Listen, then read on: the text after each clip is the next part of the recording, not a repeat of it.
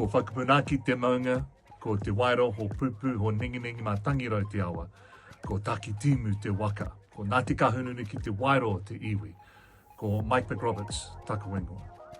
You know, just a couple of years ago, even performing my own pepeha would have caused me great anxiety, but such has been my journey. And what I want to do today is encourage you to get on your own. I've even written a book recently, Speaking My Language, Te Kōrero, E Tōku Reo, and it deals with that anxiety and the whakamā you feel when you don't know the language.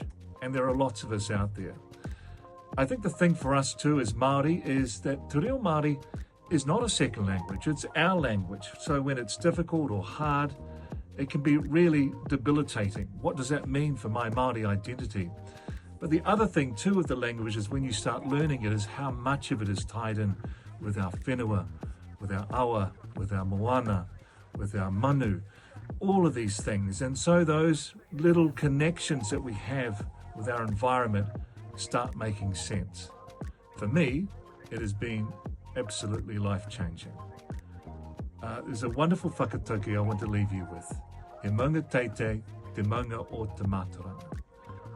So the mountain of knowledge is a lofty one. And sometimes you can feel like you're making progress up that mountain. Other days it feels like you're stuck at the bottom again. The most important thing is to get on that maunga.